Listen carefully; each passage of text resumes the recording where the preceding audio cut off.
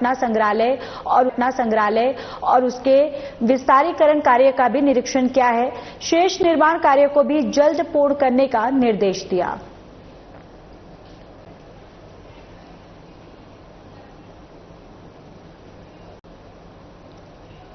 झारखंड की एक महिला एडिशनल डिस्ट्रिक्ट एडीजीए ने सुप्रीम की है याचिका में कहा गया है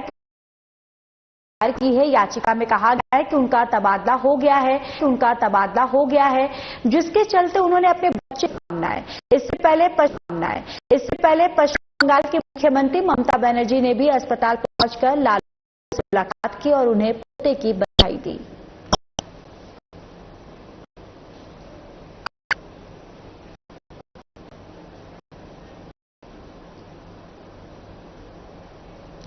चलिए खबरों में आगे बढ़ते हैं। सरना धर्म कोड को जातीय जनगणना कॉलम में शामिल करने की मांग को लेकर झारखंड मुक्ति मोर्चा के द्वारा पूरे प्रदेश में उपायुक्त कार्यालय के पास धरना दिया गया। इसी क्रम में बोकारो में भी झारखंड मुक्ति मोर्चा बोकारो जिला कमेटी के द्वारा धरना दिया गया, जहां राज्य के पेयजल स्वच्छता विभाग के मंत्री योगेंद्र प्रसाद मौजूद रहे। मौके पर मंत्री योगेंद्र प्रसाद ने कहा कि जातीय जनगणना सरना धर्म के कोड के कलम को शामिल किया जाता है, तब तक झारखंड में जनगणना नहीं होने देंगे।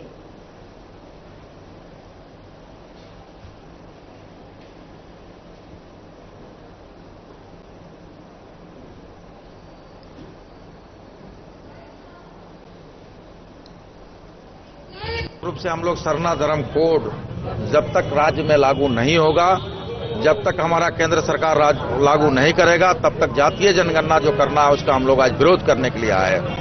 मैं आपको आगे बता दूं कि चूंकि 2020 में माननीय मुख्यमंत्री के नेतृत्व में विधानसभा में इस मामला को पारित करके महामहिम राज्यपाल को होते हुए एक गृह मंत्रालय पर जाके पड़ा हुआ है और आज तक उसमें 5 साल बीतने के बाद भी आज तक उसमें कोई अग्रतर पहल नहीं की गई है। हम पूरे राज्य की आस्था और विश्वास, खास करके आदिवासियों के जो आस्था है, जो उनकी पहचान है, उस पहचान को मिटाने का काम हमारी केंद्र सरकार कर रही है। तो निश्चित तौर पर आज उसको हम लोग संवैधानिक तरीके से आज एक आंदोलन के माध्यम से सचेत करना चाहते हैं, उनसे अपेक्षा रखते हैं, उसके मांग करते हैं गति से कि सरना धर्म को लागू करो, अन्यथा सड़क पर भी हम लोग उतरने का काम करेंगे। झारखंड मुक्ति मोर्चा सदन से लेकर सड़क तक भी उतरने का। पाकुड़ में कोविड संक्रमण को देखते हुए जिला प्रशासन पूरी तरह से सजग और तैयार है। कोविड मरीजों के मिलने की संभावनाओं को लेकर पूर्व तैयारियों के तहत उपायुक्त मनीष कुमार और पुलिस अधीक्षक प्रभात कुमार ने सदर अस्पताल का जायजा लिया। अस्पताल प्रबंधन और डॉक्टरों की टीम के साथ बेड, ऑक्सीजन, दवाइयों के बारे में जानकारी ली गई। अस्पताल में सभी तरह के इंतजाम को देखा गया ताकि कोविड मरीजों को जिले में ही सारी सुविधाएं और चिकित्सा मिल सके। कोरोना मरीजों के लिए अस्पताल में की गई व्यवस्था और अन्य स्वास्थ्य सुविधाओं को लेकर उपायुक्त ने एमटीसी विभिन्न वार्डों का निरीक्षण किया। मौके पर उन्होंने सामान्य मरीजों और उनके परिजनों से मुलाकात कर फीडबैक भी प्राप्त किया है।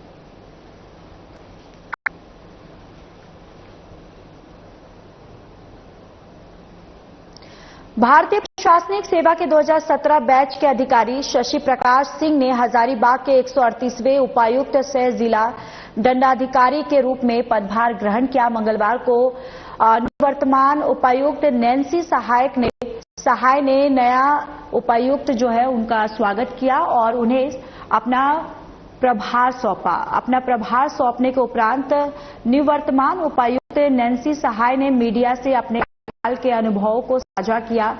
तो वहीं हजारीबाग के नए उपायुक्त शशि प्रकाश सिंह ने कहा कि सरकार की कल्याणकारी योजनाओं को धरातल पर उतारने का उनकी प्राथमिकता होगी। उपायुक्त के तौर पर नए उपायुक्त को प्रभार सौंपा श्री शशि प्रकाश सिंह हजारीबाग के 138वें उपायुक्त के रूप में आज उन्होंने योगदान दिया है। मेरी बहुत शुभकामनाएं इनको और व्यक्तिगत तौर से मैंने यहाँ पे करीब 3 साल और 3 महीने का कार्यकाल पूरा किया और बहुत खुश हूँ। बहुत अच्छी उपलब्धि रही और सभी का बहुत सहयोग रहा। मेरे जितने भी ऑफिसर हैं, पूरी टीम, आप सब मीडिया के सभी हमारे पत्रकार बंधु, यहाँ की जनता, सभी ने मिलकर बहुत साथ दिया और हम लोगों ने इन 3 सालों में बहुत सारे कार्य किए। चुनाव कराए, रामनवमी हम लोगों ने कराया। ये ग्रेट टीम वर्क था। सभी को मेरी बहुत बहुत शुभकामनाएं। आप सभी को बहुत बहुत धन्यवाद और हजारीबाग हमेशा याद रहेगा। थैंकफुल हूँ झारखंड गवर्नमेंट को, सीएम सर को, चीफ सेक्रेटरी मैम और सारे सीनियर ऑफिसर्स जिन्होंने मेरे अंदर ये कॉन्फिडेंस दिखाया और मुझे ये मौका मिला कि मैं झारखंड के उपायुक्त के हजारीबाग के उपायुक्त के तौर पे जो है आज मैं चार्ज लिया हूँ। डेफिनेटली ये बड़ा ही हर्ष का विषय है और चूंकि मैम जो है काफ़ी समय से यहाँ पे अच्छे काम कर रही हैं, तो मैं जो है उन्हीं सारे अच्छे कामों को जो है और आगे बढ़ाऊंगा और जो ऑनरेबल सीएम सर के जो विजन है उस पर जो है हम लोग अमल करेंगे और आशा करता हूँ सारे पदाधिकारी जो है, जो मैम को जो सपोर्ट मिला है वो मुझे सपोर्ट से हम लोग जो है। झारखंड एकेडमिक काउंसिल ने 10वीं बोर्ड परीक्षा 2025 का रिजल्ट जारी कर दिया है, जिसमें 91.71% बच्चे पास हुए, जिसमें हजारीबाग के इंदिरा गांधी आवासीय विद्यालय की छात्रा गीतांजलि कुमारी ने 98% अंक लाकर राज्य भर में अपना परचम लहराया है। बताते चले कि टॉप 10 में 7 छात्राएं इंदिरा गांधी बालिका उच्च विद्यालय की हैं। गीतांजलि कुमारी के बारे में बताया गया है कि वह गढ़वा की रहने वाली है और अभी वह कोटा में मेडिकल की तैयारी करने के लिए गई हुई है। तो वहीं स्कूल के अच्छे रिजल्ट से स्कूल के शिक्षक और प्रिंसिपल सभी बेहद खुश हैं।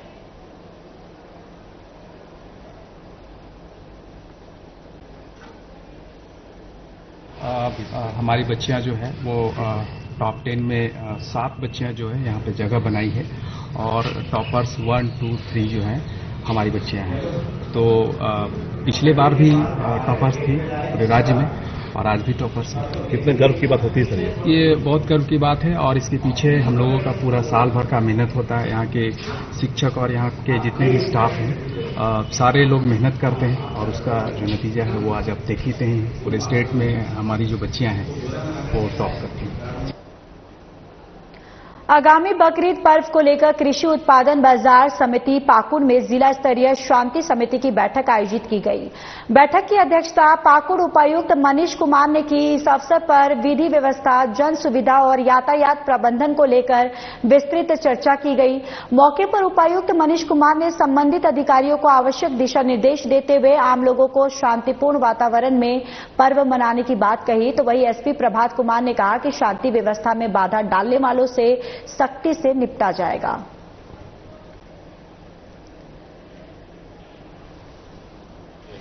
विभाग की तरफ से उसको हम लोग पालन करेंगे। हम लोगों ने ऑलरेडी वार्ड को एक बार देखा है और आज भी जाकर हम लोग एक बार हेल्थ डिपार्टमेंट की जो तैयारी है उसको कर रहे हैं। सिविल सर्जन साहब को इंस्ट्रक्शंस हैं कि जो भी लोग आ रहे हैं उनका जो सेल्फ डिक्लेरेशन तो है कि अगर किसी तरह की बीमारी है, खासकर जो मजदूर या जो लोग बाहर से आ रहे हैं उसका एक बार मॉनिटरिंग करें और अगर किसी को खुद में भी किसी तरह की बीमारी का अनुभव हो रहा है तो वो जरूर बता दें, इसे छुपाने की जरूरत नहीं है। और हम लोग पूरी तरह से मेडिकली तैयार हैं, वी आर 100% इक्विप्ड और किसी तरह की कोई स्थिति होती है तो उसको हम लोग अच्छे से बैठक की गई है। इस बैठक का मुख्य उद्देश्य था कि जो अभी आगामी बकरीद पर्व आने वाला है वो कैसे शांतिपूर्वक मनाया जाए। जैसा आप बता रहे हैं कि पिछली बार बकरीद के दौरान एक घटना घटी थी, उसके बाद पुलिस काफ़ी कार्रवाई की है, उसमें FIR भी हुआ था। उसके बाद कहीं कोई दिक्कत नहीं है, सब शांतिपूर्वक है। बट ये उसको लेकर के हम लोग काफ़ी अलर्ट हैं और पुलिस हर तरीके से तैयार है। जितने भी हमारे सेंसिटिव लोकेशंस हैं, जितने भी सेंसिटिव प्लेसेस हैं, तो वहाँ भी तैनाती की जाएगी पुलिस की। और इसके अलावा सभी थाना प्रभारी को यह दिशा निर्देश दिया गया है कि अभी से ही वो पूरे क्षेत्र में भ्रमणशील रहें, सूचना एकत्र करें और कहीं से किसी भी प्रकार की अगर अनटूवर्ड्स इंसिडेंट की खबर आती है तो उसमें ससमय उसमें कार्रवाई करें। और आज शांति समिति में जो लोग भी आज मौजूद थे उनको भी ये बताया गया है और पिछली बार जो घटना हुआ था उसका जिक्र करते हुए बताया गया है कि वो घटना कैसे और किस परिस्थिति में घटित थी। चलिए खबरों में आगे बढ़ते। जनसुराज के सूत्रधार प्रशांत किशोर ने बदलाव यात्रा के तहत पत्रकारों से बातचीत करते हुए बड़ा दावा किया है। उन्होंने कहा कि बिहार की जनता भ्रष्टाचार से परेशान है, जनता बदलाव के मूड में है, इसलिए अब 4 महीने बाद बिहार में बदलाव दिखेगा। बिहार में नई व्यवस्था देखने को मिलेगी। इस बार जनसुराज बिहार की जनता को राजा बनाएगी। तो बिहार का स्वास्थ्य मंत्री कौन था? कोविड में पूरे देश में सबसे कम कोविड का टेस्ट कहां हुआ? पूरे देश में कोविड के दौरान सबसे ज्यादा दिक्कत किसको हुआ? सबसे ज्यादा ऑक्सीजन की कमी कहां हुई? कहां पर लोग मारे मारे दौड़े? और जब ये कोविड का काम कोविड का दिक्कत हुआ था उस समय बिहार का स्वास्थ्य मंत्री कौन था? यही व्यक्ति थे जो कह रहे हैं कि अभी बिहार में मंगल राज चल रहा है। तो बिल्कुल ठीक बात है। मोदी जी के शब्दों में देश में अमृत काल चल रहा है और भाजपा के नेताओं के और विधायकों के अनुसार यहाँ बिहार में मंगल राज चल रहा है, लेकिन जनता जो है वो त्रस्त है। मंगल राज नेताओं के लिए मंगल है और पूरी जनता के लिए लोग अमंगल का काल चल रहा है। इसलिए हमको सबूत की जरूरत नहीं है। एक एक बिहार का बच्चा जानता है कि ये कॉटन बैंडेज बेचने वाले और उसमें कमीशन लेने वाले लोग हैं। ये प्रशांत किशोर से सबूत मांगने का दम इनमें नहीं है। अगर हम गलत बोल रहे हैं तो जाओ कोर्ट में केस करके देख लो।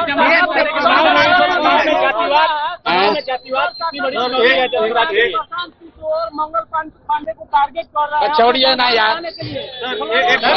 अरे इससे पहले एक और यहाँ मंत्री हैं, उगाही मंत्री, उसको बोले तो बोला आपको इनको लीगल नोटिस भेजेंगे, जरा जाके पूछिए भैया कहाँ नोटिस भेजे। प्रशांत किशोर ये धमकी से डरने वाले नहीं है। इसी बिहार में 3 बरस से पैदल चल रहे हैं। यहाँ पर जो मुखिया होता है जीत जाता है तो 4 को सिपाही लेके चलता है। प्रशांत किशोर 3 बरस से गांव गांव चल रहे हैं और एक हवलदार सिपाही लेकर नहीं चलते हैं, किसी से डरते नहीं है। ये भ्रष्ट लोग हैं, ये चोर बदमाश लोग जो जनता को लूटा है वो प्रशांत।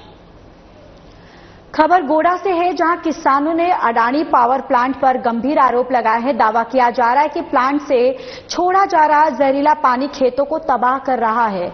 गोड़ा जिले के दरघटी गांव के वो खेत जो कभी लहराते थे, लेकिन अब पानी की गंदगी से कई एकड़ फसल बर्बाद हो रही है। स्थानीय किसानों ने कहा कि हमारी पूरी फसल बर्बाद हो गई है। 100 बीघा जमीन पर कुछ भी नहीं बचा। वो लोग जहरीला पानी कनाल ढाड में छोड़ते हैं और वही पानी हमारे खेतों में आ जाता है। गांव के किसानों का आरोप है कि ये पानी साधारण पानी नहीं, जहरीला पानी है। घटना के बाद गुस्साए ग्रामीणों ने प्लांट के खिलाफ जमकर प्रदर्शन किया। गोड़ा के किसान परेशान हैं, जमीन बर्बाद हो रही है।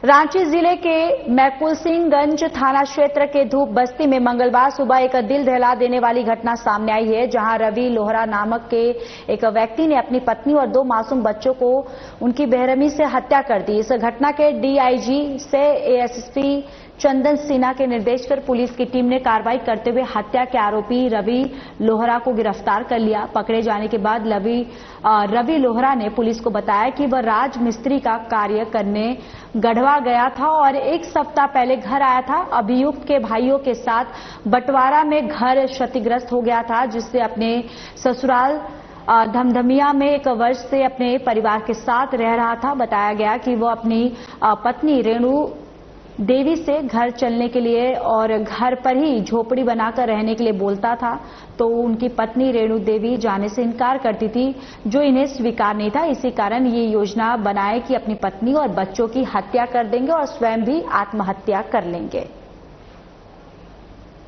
बीते रात्रि 1 बजे सूचना मिली कि एक व्यक्ति ने अपने पत्नी और 2 बच्चे को निर्ममता से पत्थर या लोढ़ा से कूच करके मार दिया है। जब घटनास्थल पुलिस पहुंची तो घटनास्थल पे पाई गई, तीनों का शव बरामद किया गया। उसके बाद उसके पति के लिए छापेमारी की गई। लगातार छापेमारी और इंटेलिजेंस कलेक्शन द्वारा इसे पकड़ा गया वहां पर जंगल से।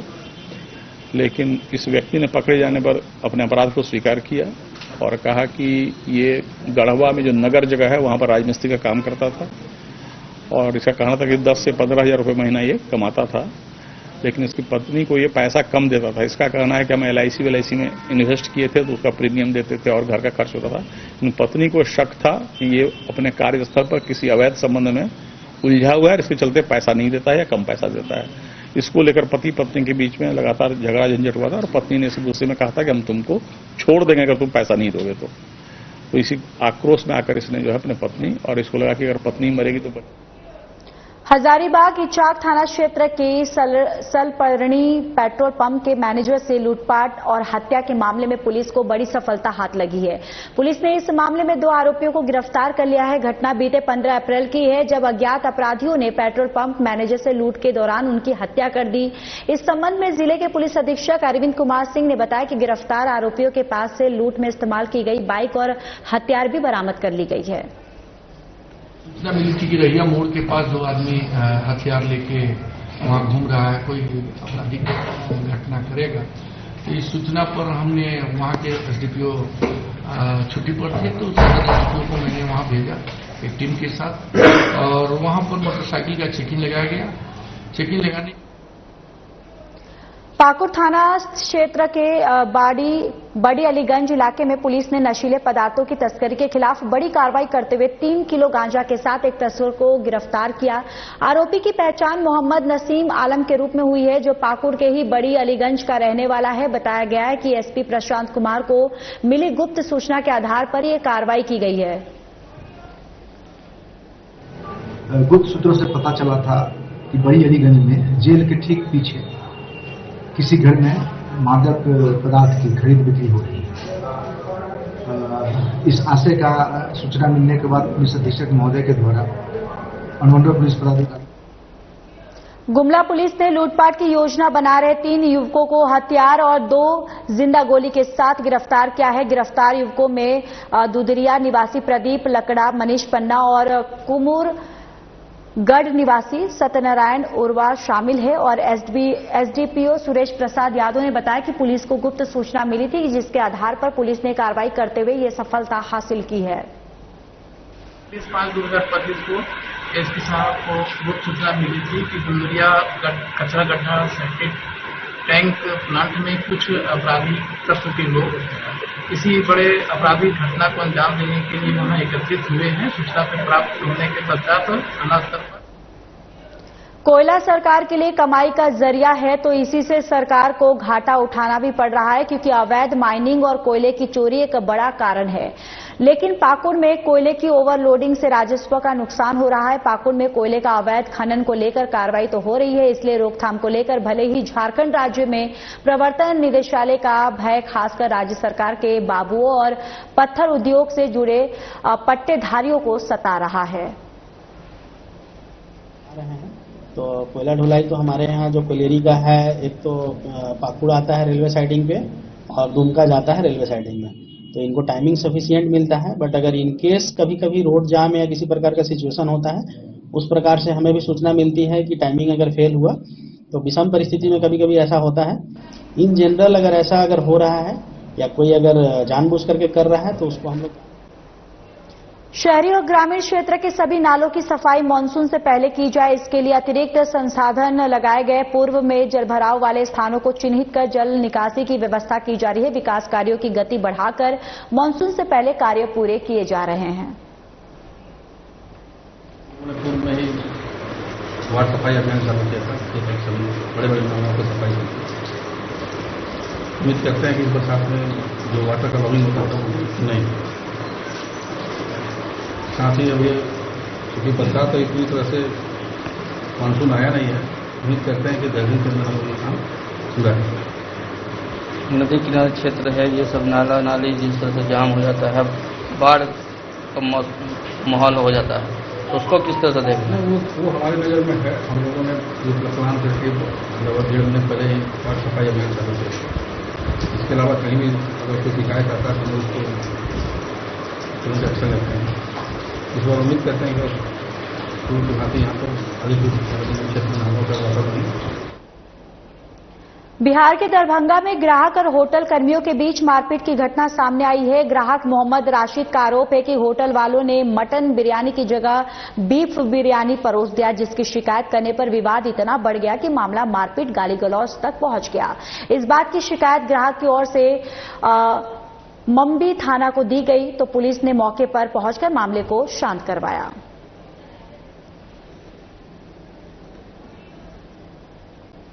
और मम्बी थाना में पिटीशन आया है। मम्बी थाना दोनों तरफ से, होटल की तरफ से भी मारपीट किया और कस्टमर की तरफ से भी। उसमें जांच चल रही है। फिलहाल मामला जांच में है, पुलिस अपनी कार्रवाई कर रही है। अभी तक उसमें कुछ नया अपडेट नहीं किया था। उसमें अभी फर्दर कोई नया अपडेट नहीं, जो नया अपडेट आएगा तो राजपुर थाना क्षेत्र के अकबरपुर पंचायत के हैयापुर गांव में गोली से घायल 35 वर्षीय मंटू सिंह का एक और पैर डॉक्टर ने इलाज के दौरान काट दिया है।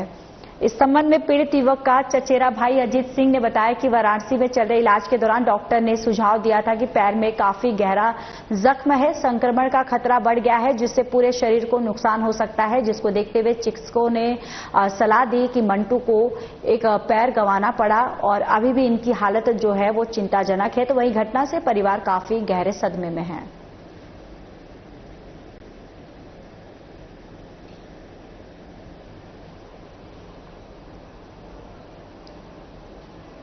चलिए इस बुलेटिन में इतना ही। बाकी देश और दुनिया की तमाम बड़ी खबरों के लिए जुड़े रहिए हमारे साथ। नमस्कार।